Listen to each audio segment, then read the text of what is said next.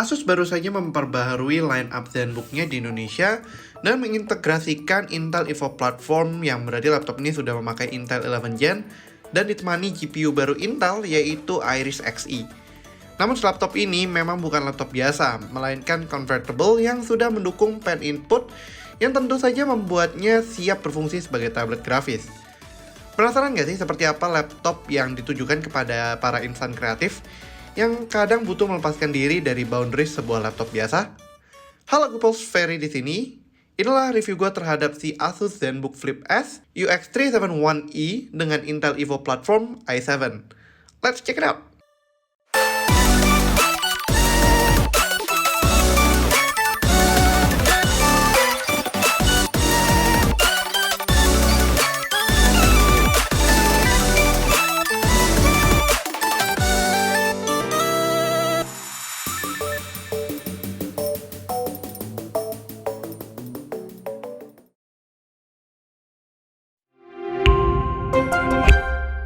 Sebelum kita bahas soal bodinya, gue akan memberikan posisi spesial untuk unpackingnya.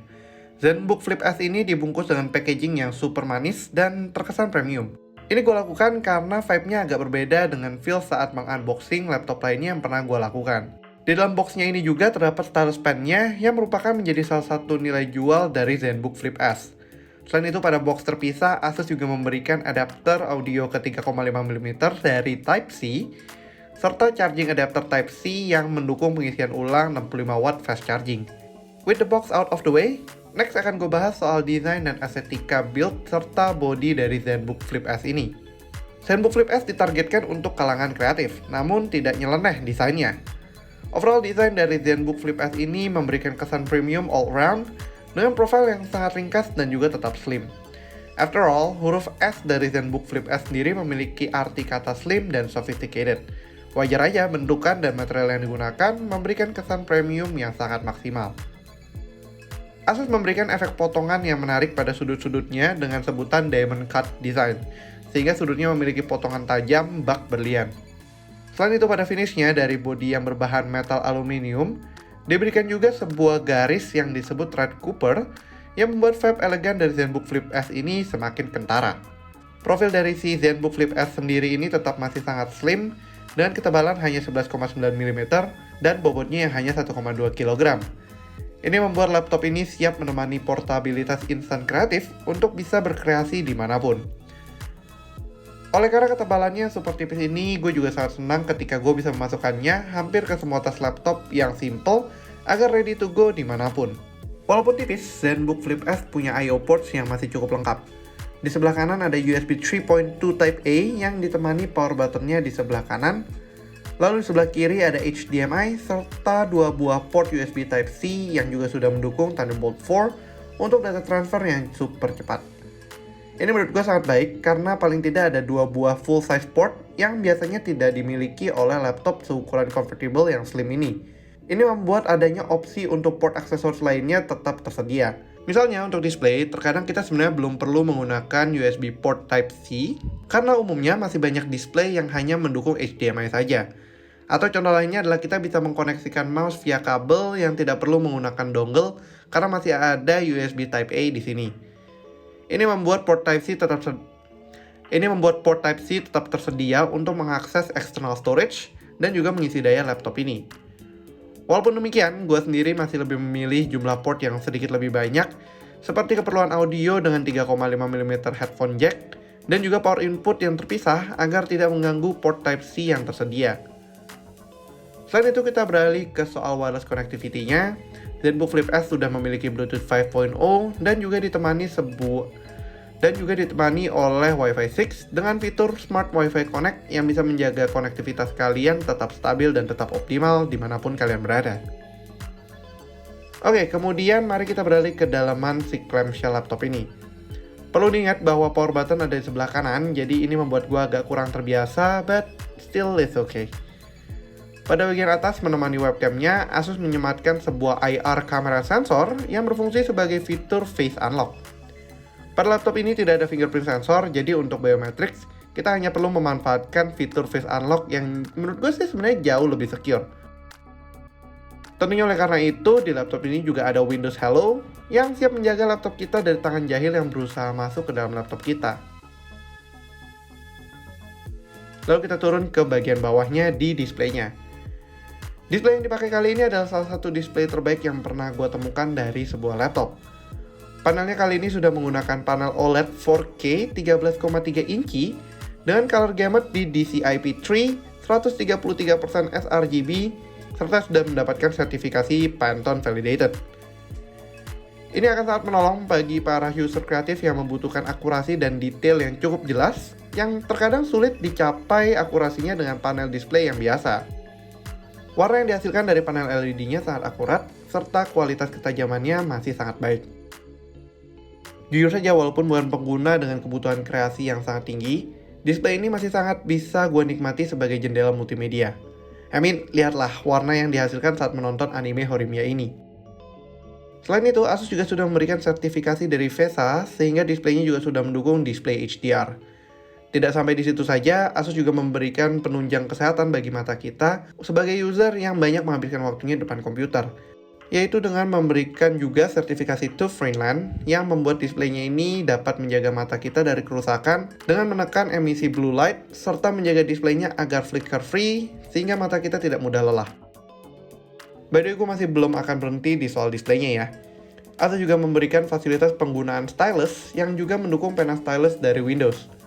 Dengan stylus pen ini, user akan dapat dengan mudah mengukirkan lukisan atau menuangkan ide kreatif mereka ke dalam layar digital ini bagaikan kanvas digital yang tidak ada batasnya.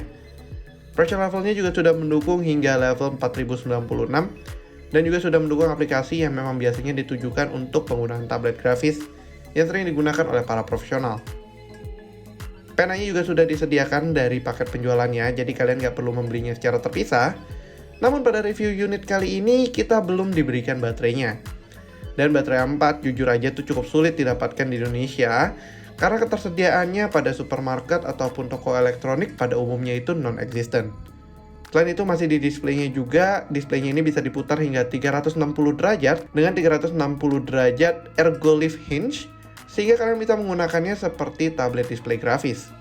Ada beberapa mode di sini seperti mode tent, 360 tablet, flat lay, dan juga mode laptop biasanya.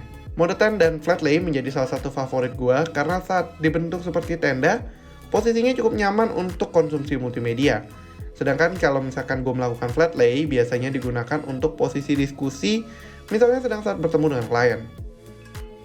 Oh ya, soal hinge-nya ini juga, hinge-nya sudah memiliki ergolift yang sedikit mengangkat laptop ini dari tempat bersandarnya, supaya sedikit meningkatkan airflow dari laptop ini. Phew, banyak juga ya sebenarnya tentang display doang. As expected sih, karena laptop ini memang berfokus pada displaynya yang menjadi posisi yang paling sering dilihat dari setiap user. Namun sebelum ke jeroannya, gue akan bahas soal keyboardnya dulu. Sebenarnya dari keyboardnya nothing too special. Dan memang sebenarnya pada versi ini Asus membuat keyboardnya dengan fitur baru yaitu Edge-to-Edge keyboard. Ini bertujuan untuk memaksimalkan penempatan keyboard pada sasis ZenBook Flip S yang cukup ringkas, namun ukurannya tidak dikorbankan. Setiap key masih berukuran cukup besar sehingga untuk pengalaman mengetik seperti coding ataupun word processing masih super nyaman. Seperti biasa, kalau kalian membutuhkan numpad, Asus tetap memberikan si jagoan touchpad-nya yang bisa diaktifasikan juga sebagai numpad. Tentunya saja touchpad ini tetap bisa berjalan seperti normal dan sudah mendukung multitouch. Secara ukuran sebenarnya tidak terlalu jumbo, tapi sebenarnya masih cukup oke lah, karena bentang layar si ZenBook Flip S ini hanya 13,3 inci, sehingga masih cukup super reachable. Okay, so here's the fun part.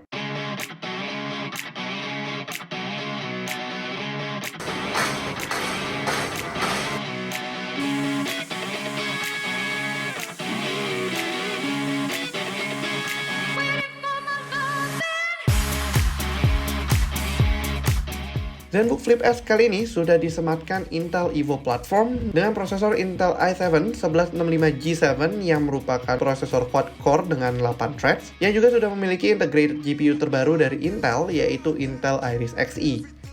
Kombinasi ini membuat platform Intel di ranah computing menjadi lebih solid karena verifikasi dari Intel ini menjamin performa terbaik dari laptop dengan segel dari Intel Evo.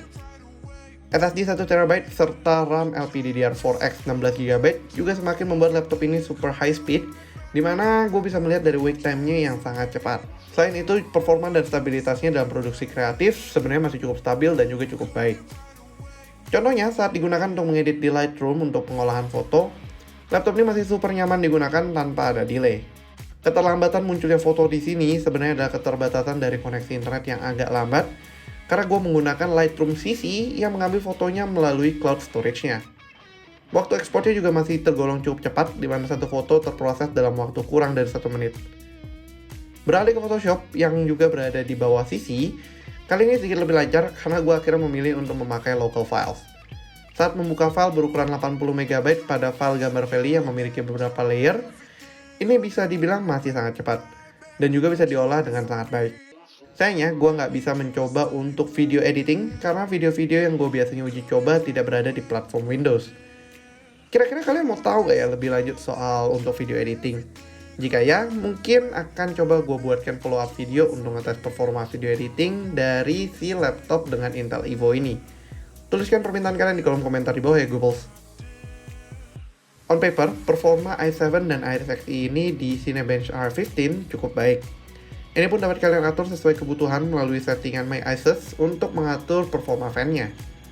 Di Cinebench R23, performa single core dan multicore-nya juga masih cukup mumpuni, tapi memang masih belum bisa mengalahkan high performance chip dari Intel lainnya. But still, it's alright untuk penggunaan kreatif sekalipun. Pada 3D Mark Graphic Test, si ZenBook Flip S ini juga masih mampu mendorong performa Iris Xe untuk menyentuh angka di atas 15 ribuan. Karena penasaran, gue pun mencoba untuk menginstal game yang sebenarnya tidak terlalu demanding, tapi bisa cukup men-stress test sekaligus gue have fun di sini, yaitu Genshin Impact.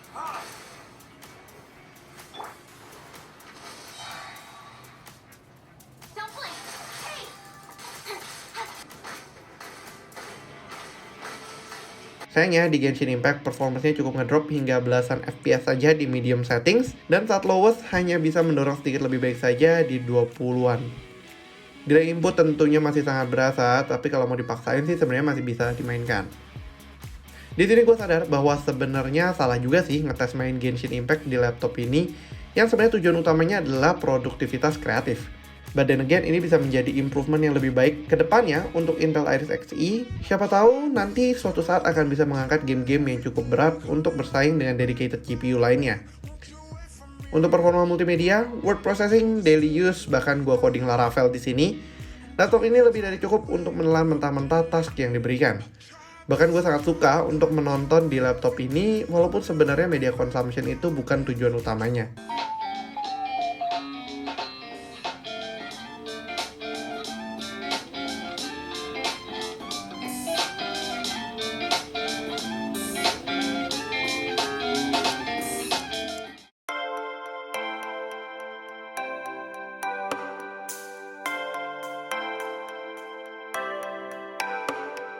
Di urusan baterai, ZenBook Flip S dibekali oleh 67 Wh battery dan juga chargernya yang mendukung power delivery hingga 65 Watt. Dalam uji coba penggunaan gua, laptop ini mampu bertahan hingga sekitar 8 jam untuk daily use seperti coding, sesekali word processing, dan juga browsing-browsing di internet. Ini masih dalam rasio acceptable karena berarti anggapannya misalnya kita menggunakan untuk bekerja dari sekitar jam 9 pagi, kita masih bisa menggunakannya tanpa perlu men-top up baterainya hingga jam 5 sore. 8 jam itu juga sebenarnya tidak sampai baterainya habis, tapi sekitar 10%-an hingga belasan persenan aja. Pengisian dayanya juga tergolong cukup cepat melalui power delivery, dan juga karena chargernya sudah Type-C, cukup memperingkas tas di mana charger yang perlu dibawa sekarang hanya satu buah saja. Lalu kemudian tentunya yang paling kalian pengen tahu pasti berapa harganya. Well, karena laptop ini ditargetkan di segmentasi kreatif premium, untuk meminangnya kalian bisa menebusnya dengan harga 24,999 juta. Dengan harga ini kalian juga sudah mendapatkan Windows 10 Home, beserta Office Home and Student 2019. Sehingga saat kalian membeli laptop ini, laptopnya sebenarnya sudah ready to use and ready for action. Bila kalian tertarik, tentunya link pembelian akan gue taruh di kolom deskripsi di bawah ya, Goebbels. By the way, gue punya sedikit good news buat kalian pengguna setia Asus. Tahu nggak sih, sekarang Asus lagi ngadain Asus Incredible Reward Program buat kalian para end user dari produk Asus. Bagi kalian yang baru aja atau sudah membeli produk Asus di e-commerce favorit kalian, jangan lupa untuk berikan review kalian tentang produk yang kalian beli ini dan langsung klaim hadiahnya melalui link berikut ini. Review kalian yang keren, bagus, mantap, dan tentunya memenuhi syarat bisa membuat kalian menangin voucher senilai Rp100.000 dari Asus Indonesia loh. Jangan sampai lupa ya Goopals, ingat untuk langsung berikan review kalian di e-commerce tempat kalian beli produk Asus itu. Jadi ZenBook Flip S sebenarnya adalah sebuah laptop convertible yang memang menyasar kelasan profesional kreatif yang mungkin butuh laptop yang simple, slim, serta ringkes untuk mobility mereka yang cukup tinggi. Bahkan pada masa pandemi seperti ini, terkadang para insan kreatif yang tidak bisa terkekang dalam box dan butuh mencari inspirasi keluar dapat menyelipkan laptop yang cukup powerful untuk kebutuhan mereka dengan sangat mudah di tas laptop mereka. Urusan performa juga sudah tidak bisa diragukan lagi karena Intel i7 plus Iris Xe grafik sudah lebih dari cukup untuk menghajar kebutuhan kreatif on the go. Terlebih lagi dengan adanya stylus pen, dorongan mereka untuk berkreasi lebih jauh semakin tidak terbatas karena adanya kanvas digital yang bisa mereka gunakan setiap saat. Performanya sebagai jendela multimedia pun tidak kalah, terlebih lagi kualitas display dan audionya yang sangat oke, membuat laptop ini bisa dibilang truly all-in-one device. Walau demikian memang laptop ini bukan tanpa kelemahan tersendiri, secara performa sebenarnya laptop ini cukup powerful, namun jika kalian hendak ingin main game di sini, sepertinya kalian berada di line up yang salah. Selain itu kelemahan kedua yang gue rasakan adalah sebenarnya lebih ke arah si stylusnya sendiri. Di Indonesia mencari baterai A4 itu cukup sulit dan untuk bisa ready to use akan diperlukan waktu tambahan karena kita perlu memesan baterai lagi melalui e-commerce favorit kita masing-masing. But still, overall laptop ini adalah a good all-in-one device yang bisa melengkapi kebutuhan kalian para insan kreatif maupun end user biasa yang butuh laptop yang premium dan juga performa yang sangat baik. Bagaimana menurut kalian Goopals? Akankah kalian meminang laptop ini? Kira-kira bakal kalian pakai buat apa tuh? Oke lah, sekian dulu untuk review ZenBook Flip S kali ini. Kalau kalian suka videonya, jangan lupa untuk berikan like, share, dan tentunya yang belum subscribe bisa langsung menekan tombol subscribe di bawah dan aktifkan lonceng notifikasi biar kalian gak ketinggalan video kita berikutnya. Kalian punya pertanyaan? Langsung aja drop pertanyaan kalian di kolom komentar di bawah ya Goopals. Thanks for watching and as always, stay safe, stay healthy, and have a nice day. Ferry signing out. Bye-bye.